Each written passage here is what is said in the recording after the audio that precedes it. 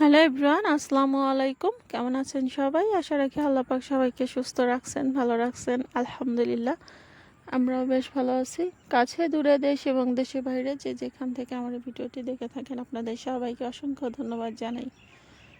তো আজকে আর একটি নিউ রেসিপি শেয়ার করব। তো আজকের রেসিপিটি হচ্ছে সর্ষে পাপ্তা। তো সর্ষে পাপ্তা আমি যেভাবে করি সেটাই আপনাদের সাথে শেয়ার করব। তো সর্ষে পাপ্তা করতে এখানে আমি বড় বড় সাইজের বেশ কয়েকটি পাপ্তা মাছ নিয়ে নিয়েছি। তো এগুলাকে আমি একটু লবণ হলুদ দিয়ে মেখে নিচ্ছি। তো লবণ হলুদ দিয়ে কিছু সময় ধরে মেখে রাখবো, তারপরে হচ্ছে এগুলাকে হালকা ফ্রাই করব। তো এখন চুলায় একটি প্যান বসিয়ে দিয়েছি, প্যানে কিছু পরিমাণ তেল দিয়ে দিয়েছি। তো তেলটাকে হালকা গরম হয়ে আসলে পরে তারপরে আমি মাছগুলাকে কড়াইয়ের মধ্যে দিয়ে দেব, দিয়ে জাস্ট দুইটা পাশ হালকা করে ভেজে নেব। যেহেতু এটা নরম মাছ, খুব বেশি আর কি ভাজা যাবে না, তাহলে কিন্তু মাছের টেস্টটা ভালো লাগবে না। তো এই জন্য হালকা করেই ভাজতে হবে। তো মাছগুলো ভাজা কমপ্লিট হয়ে গেলে আমি এখানে হচ্ছে ফার্স্টে চুলায় কিছু তেল দিয়ে দিয়েছি। তো তেল দেওয়ার পরে তেলের মধ্যে আমি কিছু কালো জিরা ফোড়ন দিয়েছি। দেওয়ার পরে এখানে দিয়ে দিচ্ছি হচ্ছে কিছু পরিমাণ পেঁয়াজ কুচি। তো পেঁয়াজ কুচিটা দিয়ে আমি এখানে বাদামি রং হওয়া পর্যন্ত পেঁয়াজটাকে একটু ভেজে নিচ্ছি। তো পেঁয়াজটা যাতে খুব সহজেই দ্রুত ভাজা হয়ে যায়, তার জন্য হচ্ছে এখানে লবণ দিয়ে দিচ্ছি। তো লবণটা দিয়ে কিছু সময় ধরে পেঁয়াজটাকে ভেজে নিচ্ছি।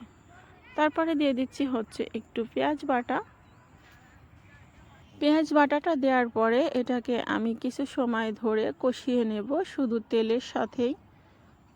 তো পেঁয়াজ বাটাটা দিয়ে কষানো হয়ে গেলে তারপরে হচ্ছে আমি বাকি মশলাগুলোকে অ্যাড করব। তো ফার্স্টে দিয়ে দিচ্ছি হচ্ছে হলুদের গুঁড়া, দিয়ে দিচ্ছি মরিচের গুঁড়া পরিমাণ মতো, যে যার ঝাল টেস্ট অনুযায়ী দিবেন, বাড়িয়ে বা কমিয়ে ঝালটা দিতে পারেন। দিয়ে দিচ্ছি জিরা বাটা, দিয়ে আবার একটু কষিয়ে নিচ্ছি।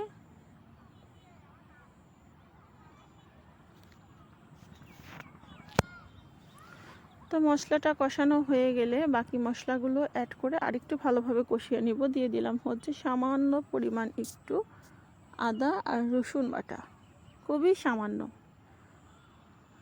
আদা রসুন বাটাটা হচ্ছে অপশনাল, না দিলেও হয়।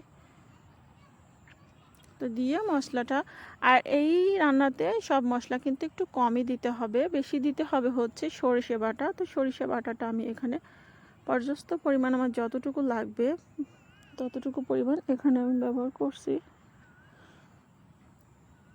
তো সরষে বাটাটা দিয়ে এখন হচ্ছে আমি মশলাগুলোর সাথে বেশ ভালোভাবে কষিয়ে নিচ্ছি। তো কষানোর জন্য এখানে আমি একটু পানি ব্যবহার করছি। তো পানিটা দিয়ে বেশ ভালোভাবে কষায় নিচ্ছি। তো কষানো হয়ে যাওয়ার পর আমি এখন ঝোলের পানি দিয়ে দিচ্ছি। তো ঝোলের পানিটা দিয়ে দেওয়ার পরে ঝোলটা যখন হালকা একটু গরম হয়ে আসছে, ঠিক সে পর্যায়ে হচ্ছে দিয়ে দিচ্ছি পাপ্তা মাছগুলো, ভেজে রাখা মাছগুলোকে আমি দিয়ে দিচ্ছি, একটা একটা করে দিচ্ছি। দিয়ে এটাকে কিছু সময় ধরে জাল করব, যাতে করে মাছটা বেশ ভালোভাবে মশলার সাথে কুক হয়।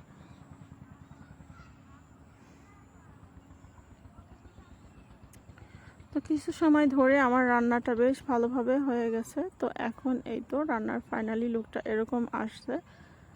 তো অসাধারণ এই রেসিপিটি করতে চাইলে আমার রেসিপিটা ফলো করতে পারেন, বিশ্বাস করবেন না, খুবই খুবই ভালো লাগবে। তো আজকের ভিডিওটি আমি এখানেই শেষ করছি। সবাই সুস্থ থাকবেন, ভালো থাকবেন, আল্লাহ হাফেজ।